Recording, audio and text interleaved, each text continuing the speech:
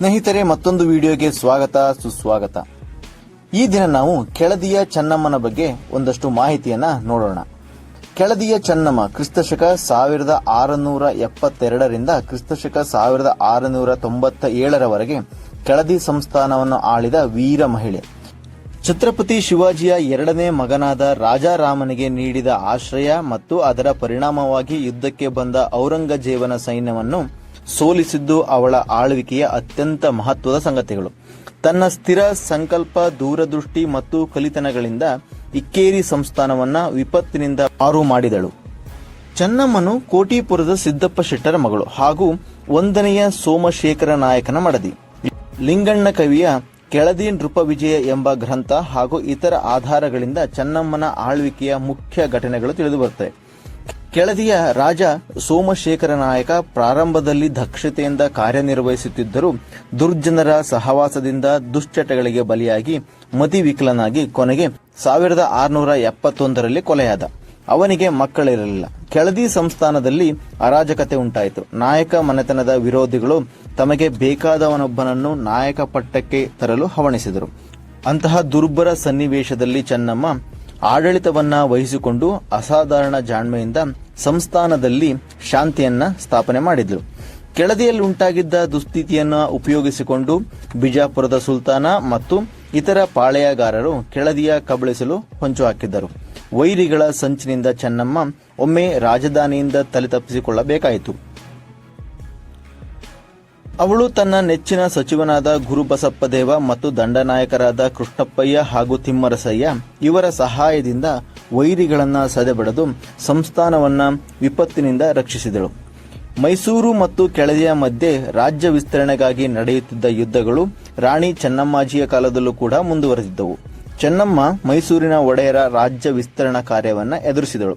ಆದರೂ ಪರಾಕ್ರಮಿಯಾದ ಚಿಕ್ಕ ದೇವರಾಜ ಒಡೆಯರ್ 1695ರ ವೇಳೆಗೆ ಕೆಳದಿಯ ಬಲವನ್ನ ಸೋಲಿಸಿ ಅರಕಲಗೂಡು, ಹಾಸನ ಪ್ರದೇಶಗಳನ್ನು ವಶಪಡಿಸಿಕೊಂಡು ಚಿಕ್ಕಮಗಳೂರು ಜಿಲ್ಲೆಯ ಸಕ್ಕರೆ ಪಟ್ಟಣದವರೆಗೂ ರಾಜ್ಯವನ್ನ ವಿಸ್ತರಿಸಿದ. ಔರಂಗಜೇಬನ ಸೈನ್ಯವನ್ನ ಸೋಲಿಸಿದ್ದು ಹೌದು. ಛತ್ರಪತಿ ಶಿವಾಜಿಯ ನಿಧನದ ನಂತರ ಮರಾಠ ರಾಜ್ಯವನ್ನ ಕೈವಶ ಮಾಡಿಕೊಳ್ಳುವ ಉದ್ದೇಶದಿಂದ ಔರಂಗಜೇಬನು ಸಂಭಾಜಿಯನ್ನು 1689 ಮಾರ್ಚ್ 11ರಂದು ಕೊಲ್ಲಿಸಿದನು. ಶಿವಾಜಿಯ ಎರಡನೇ ಮಗ ರಾಜಾರಾಮನು ಸಕಲ ಬಲ ಸಂಪನ್ನನೂ ಪ್ರಬಲ ಪರಾಕ್ರಮಿಯೂ ಆದ ಮೊಘಲ್ ಬಾದ್ಶಾ ಔರಂಗಜೇಬನ ಸೇನೆಯ ಎದುರು ಹಿಮ್ಮೆಟ್ಟಿ ಉತ್ತರ ಭಾರತದಲ್ಲಿ ಎಲ್ಲಿಯೂ ಆಶ್ರಯ ದೊರೆಯದೆ ಬಂಧನವನ್ನ ತಪ್ಪಿಸಿಕೊಳ್ಳಲು ದಕ್ಷಿಣ ಭಾರತದ ಕಡೆಗೆ ಓಡಿ ಬಂದನು. ಮೊಘಲ್ ಸೈನ್ಯಗಳು ಅವನನ್ನ ಬೆನ್ನಟ್ಟಿದ ಮೊಘಲ್ ಸೈನ್ಯವನ್ನು ತಪ್ಪಿಸುತ್ತಾ ರಾಜಾರಾಮನು ಕೆಳದಿಗೆ ಬಂದು ಚೆನ್ನಮ್ಮನ ಆಶ್ರಯವನ್ನ ಕೋರಿದನು. ಮೊಘಲರ ಅಜೇಯ ಬಲದ ಅರಿವಿದ್ದರೂ ಆಶ್ರಿತ ರಕ್ಷಣೆಯ ಕರ್ತವ್ಯದಿಂದ ರಾಣಿ ವಿಮುಖಳಾಗಲಿಲ್ಲ. ಅವಳು ರಾಜಾರಾಮನನ್ನು ರಾಜೋಚಿತ ಮರ್ಯಾದೆಯಿಂದಲೂ ಬರಮಾಡಿಕೊಂಡು ಅವನಿಗೆ ಅಭಯಹಸ್ತ ನೀಡಿದಳು. ಇದರಿಂದ ಕುಪಿತನಾದ ಔರಂಗಜೇಬ ಕೆಳದಿಯ ವಿರುದ್ಧ ಪಡೆಯೊಂದನ್ನು ಕಳಿಸಿದನು. ಚೆನ್ನಮ್ಮನು ರಾಜಾರಾಮನನ್ನು ಸುರಕ್ಷಿತ ಪ್ರದೇಶಕ್ಕೆ ಕಳಿಸಿಕೊಟ್ಟಳು. ಔರಂಗಜೇಬನ ಎರಡನೆಯ ಮಗ ಅಜಂ ಶಾನ ನೇತೃತ್ವದ ವಿಶಾಲ ಸೈನ್ಯ ಕೆಳದಿಯನ್ನ ಕೈವಶ ಮಾಡಿಕೊಳ್ಳಲು ಬಂದಿತ್ತು. 1690ರಲ್ಲಿ ಕೆಳದಿ ಮತ್ತು ಮೊಘಲ್ ಸೈನ್ಯಗಳ ನಡುವೆ ಯುದ್ಧ ನಡೆಯಿತು. ಕದನದಲ್ಲಿ ಮೊಘಲ್ ಸೇನೆ ಪರಾಭವಗೊಂಡು ಪಲಾಯನ ಮಾಡಿತು. ಮೊಘಲರ ಸೋಲಿನಿಂದ ರಾಣಿ ಚೆನ್ನಮ್ಮಾಜಿಯ ಕೀರ್ತಿ ಇಡೀ ಭಾರತದಲ್ಲಿ ಹಬ್ಬಿತು. ಈ ಸಂಗತಿಯನ್ನ ಕುರಿತ ಜನಪದ ಗೀತೆಗಳು ಇಂದಿಗೂ ಕನ್ನಡ ನಾಡಿನಲ್ಲಿ ಪ್ರಚಾರದಲ್ಲಿವೆ. ಚೆನ್ನಮ್ಮ ಮೊಘಲರ ಈ ಪ್ರಚಂಡ ಸೈನ್ಯವನ್ನು ಸೋಲಿಸಿ ಅವರು ರಣರಂಗದಿಂದ ಕಾಲ್ತೆಗೆಯುವಂತೆ ಮಾಡಿದ್ದಳು. ಕಣಿವೆಗಳಲ್ಲಿ ವೈರಿ ಸೈನ್ಯವನ್ನ ಸಿಲುಕಿಸಿ ಔರಂಗಜೇಬನು ಒಪ್ಪಂದಕ್ಕೆ ಬರುವಂತೆ ಮಾಡಿದ್ದಳು. ಚೆನ್ನಮ್ಮಾಜಿಗೆ ಸಂತತಿ ಇಲ್ಲವಾದ್ದರಿಂದ ಬಸಪ್ಪ ಎಂಬ ಕುಮಾರನನ್ನು ದತ್ತುವಾಗಿ ಸ್ವೀಕರಿಸಿದಳು. ಅವನಿಗೆ ಯುದ್ಧ ಮತ್ತು ಆಡಳಿತದಲ್ಲಿ ಶಿಕ್ಷಣ ಕೊಟ್ಟು 1696ರಲ್ಲಿ ಕೆಳದಿಯ ಬಸವ ಭೂಪಾಲನೆಂದು ಹೆಸರಿಟ್ಟು ಆಡಳಿತ ವಹಿಸಿಕೊಟ್ಟಳು.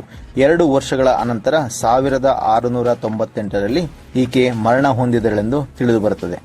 ದಕ್ಷ ಆಡಳಿತಗಾರಳಾಗಿದ್ದ ಚೆನ್ನಮ್ಮ ಮತ ವಿಚಾರಗಳಲ್ಲಿ ಉದಾರ ನೀತಿಯನ್ನು ಹೊಂದಿದ್ದಳು.